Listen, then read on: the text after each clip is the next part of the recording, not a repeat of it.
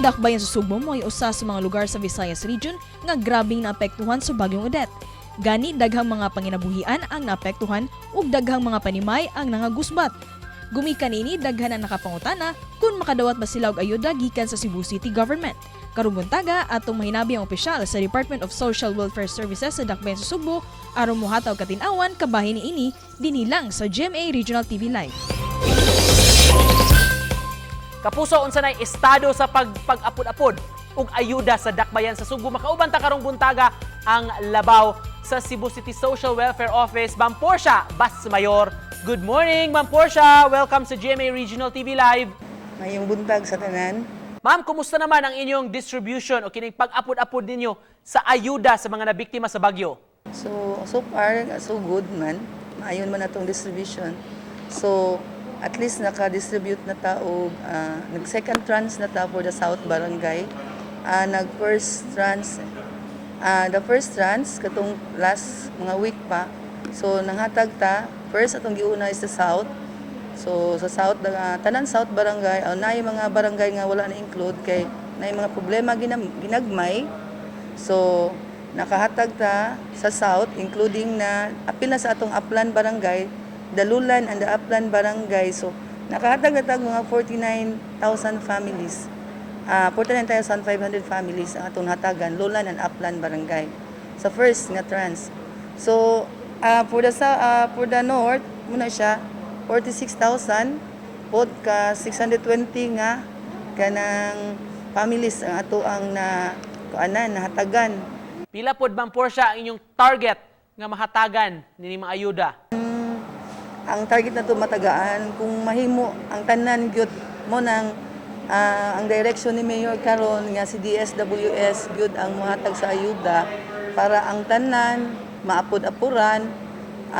Kung ako bitang gina ng mga barangay nga kung mahimo na ay naapektahan nga dato kung arang magkahimtang ba naa sa middle class para at least pod matabangan siya. Ma'am, doon na ba'y lista kung kinsa ang makadawat ni ini og pila man ni sila tanan, ma'am, mga residente?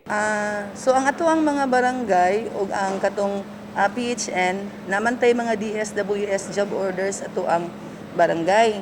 So natay mga leaders, natay job orders sa gikan sa DS nga atong gipa sityo-sityo. So nang lista dito, then si DSWS nga social workers under sa DSWS nga kuan. So mo na atong naghimo mig kupon sa DSWS. So ato ang kupon is only siya, Department of Social Welfare Services na ilugo sa DSWS, then napoy ilugo sa Cebu City Government rice distribution. So ang rice distribution na gyud, then next kuan Tuesday naghimo na sad mi ticket karon worth 40,000 nga tickets nga among iapod-apod kay ang ato ang mga barangay at tuon sa ato ang mga social workers sa DS coordinate with other leaders. Ang NHA nasad sila i-allocate budget, so sa karon nag-download sila sa city o nasa sila gihatag sa city nga augmentation nga 10 million, so good for 2,000 beneficiary. Ma'am, unsay mga challenges ninyo nga inyong nasinati sa pag-apod-apod nini ayuda? Daghan kaayo mina challenges nga kuan so far. So ang mga tao bitaw, ang mga beneficiary kanang kuan sila tungod sa kanang panginabuhi karon, especially mulabag mudumog na bitaw sila sa atua, bisag miingon ta nila social distancing, pero tungod sa kanang wala na sila yung mga trabaho, so mura ang ilang kuan is kanang wala na sila nagkuan sa ilahang health condition. Isipan na po, Ma'am Portia, unsay mensahe nimo, ma'am, sa atong mga viewers nga nagtan-aw karon?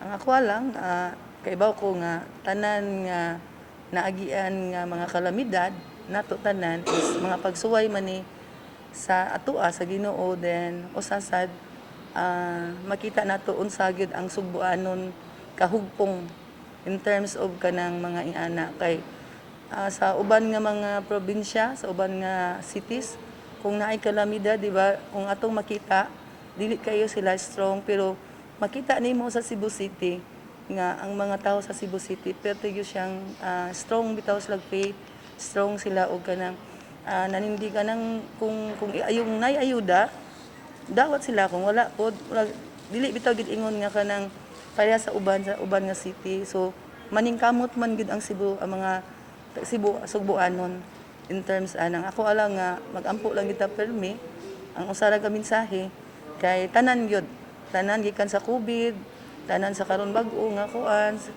bisan pag nanay COVID Omicron then human manghatag mangyapon tag ayuda. Ma'am, daghang salamat sa pag-uban kanamo ug pagtubag sa pangutana gini sa kadaghanan rong panahona kabahin sa ayuda mga kapuso ang labaw sa CSWS sa Dakbayan sa Sugbo, Ma'am Portia Bas Mayor.